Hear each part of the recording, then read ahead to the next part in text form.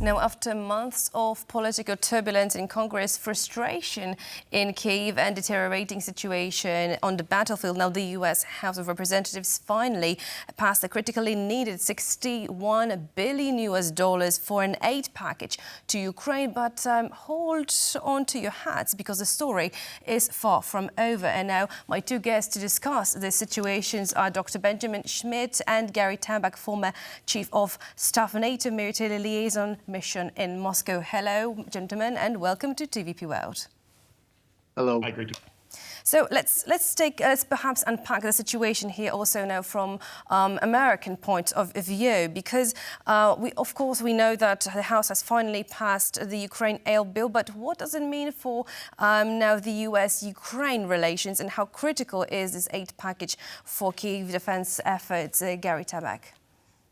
Well, it's very critical, and it's not only for Ukraine; it's for the entire world and our allies. And as we say, you know, American aircraft carrier turns around very slowly, but once it turns, you better watch out. And the best thing that came out of it, that Speaker of the House, Mike Johnson, was able to negotiate between the Democrats and the Republicans the rift that was almost impossible. You know, many of us gave up and said, you know, they'll never come to common ground. He was able to do that. Apparently he's a very good politician that was able to bring the two sides together and make a final decision. Not perfect one. I mean, the land lease type of loans and credit did not go through, but the basic help for Ukraine will go through. The $7 billion out of those $61 billion that was intended for security of the United States, which means the president could have given it to other countries, not necessarily Ukraine. This time it is specifically targeted for Ukraine. Those $7 billion, almost $8 billion. That is an increase that will go to arm Ukraine, to put Ukraine in a hard defensive mode. And at least they'll be able to defend themselves and to probably partially close their skies. Well, of course, it is crucial. But then again, for instance, now many analysts from the Ukrainian side say that, well, this bill could have been implemented at least 6 months ago. So why it took so long? And that will be for Dr. Benjamin Schmitt.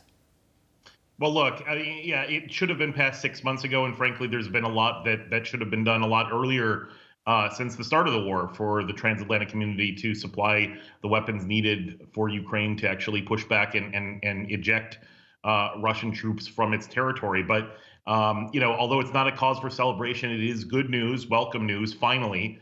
But we have to remember, this is the bare minimum. We need a very concerted effort now to make sure we don't get back here in 6 months' time or 12 months' time by taking the same approach that the transatlantic community has taken since the start of the war, to drip feed the necessary weapons needed to actually make a difference, right? So if we spend the $60 billion in the same way we did the previous $60 billion, it's you know, may help harden Ukrainian defenses, but it may not get there in terms of the result that we're looking for. And this is why the Biden administration has to change its approach to finally approve the transfer of unitary warhead ATACMS, F-16s, and the sort of weapons that are needed to make a difference here, in addition to bolstering much needed artillery and in drone support and things like this as we go forward. And I also have now one more thing to add, perhaps, to the pot, to steer perhaps the situation here a bit, because the Republicans are pushing to include now a TikTok ban in the bill itself. So is this a strategic move or rather a distraction, and how might it impact the overall bill's passage? Gary Tabach. I haven't heard anything about TikTok as far as I know. Well, first of all, I could. What do you think, to your mind? With what my partner in this said, you know, what should have happened, that war shouldn't have happened, and the land lease should have worked originally when it voted in our House of Representatives and the Congress, but it didn't. So at least this is working for now, and it's good. I don't know anything about the TikTok. I know that the Republicans were always to separate the bill. to vote for everything separately. So I haven't heard anything about tic-tac being now put into that bill. I Dr. don't know. Schmitt, what is your take on this? Well, look, it's irrelevant to the Ukrainian bill because it's separate, right? There's four bills. There's one that's supporting Israel, one that's supporting Taiwan, one that's supporting Ukraine, and one that's kind of an omnibus ride-along bill that is voted on completely separately. That has a number of things, including some good things like the Repo Act, which is going to allow us to finally start using seized, frozen Russian assets and transferring it to support Ukraine's military needs. So I think that the ban on TikTok, again, it's not a direct ban from what's in the legislation. It first calls for and gives a year for the company to be sold off from its parent company that's run by by the Chinese state, ByteDance, or associated with the Chinese state. So the idea is, again, these are separate bills. I don't see that this impacting the Ukraine support in any meaningful way. Right, and now perhaps moving to the specifics. Gary Tabach, if you could perhaps bring us an overview, because obviously now the bill has been passed. Now we're still next up is Senate, but how long will it take so Ukrainians would see any military aid right within their borders? Well, it's difficult to say. Firstly, what kind of military aid that we will provide. Is it going to be something that's going to be President drawdown that will be able to get there in 72 hours? It happened in 72 with Israel when President Nixon just ordered our Hercules take off and deliver the weapons, or it may be something that has to be refurbished, or it has to be something that needs to be pulled out of the mothball.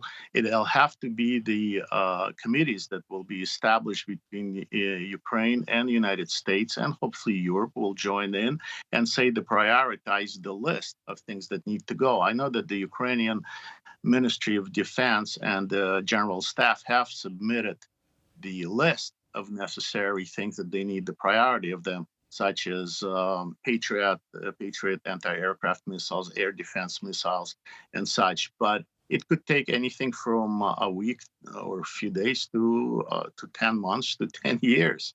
There are parts in those bills that within 10 years that we will have to provide some of the things for Ukrainians. So hopefully it'll be quick. But to say how long it will take and which weapon systems will be delivered, it's too early to say. Of course, I guess time will tell. And now, lastly, Dr. Benjamin Schmitt, recently President Zelensky mentioned, after thanking U.S. Congress for the aid package, he mentioned that perhaps it would be better to now make the decision with Senate swifter and quicker. So what do you think of his remarks and him trying to now perhaps influence in a way U.S. Senate? Well, look, I think the Senate's going to pass this overwhelmingly, and they're going to do it very quickly. Senator Schumer has already said they will bring it to a vote on Tuesday. So I would expect it to be voted on Tuesday and signed into law by President Biden on Tuesday, so that the first sets of weapons that are coming from this bill can get there as quickly as possible, as within a week's time. I've seen in some reports already. So I'm not concerned about that at this point. There is overwhelming support in the Senate for this, and so I think they'll get it done. But I think, again, what we have to see is a concerted effort to get the weapons that are needed to win the war to Ukraine as quickly as possible, and also take the sanctions and technology export control steps to reduce on the Russian side their ability to continue to wage this war. And that means lowering the oil price cap. That means tightening export controls on dual use and machine tools and things like this that Russia can use to build up its military industrial base. And of course, really looking at new sanctions on things like the Arctic 2 LNG facility and that Russia operates in, and a number of others. So we have our work cut out for us on the military side and on the sanction side. And remember, both of those are interrelated. So you can't do one without the other. We really need to have a multidisciplinary and concerted approach to help Ukraine ultimately win this war. Absolutely. And the bottom line is now that $61 billion will be provided to Ukraine in the form of aid. Thank you so much, both to you gentlemen, for joining us tonight. Dr. Benjamin Schmitt and Gary Tabach, thank you so much. Thank you. Thanks so much.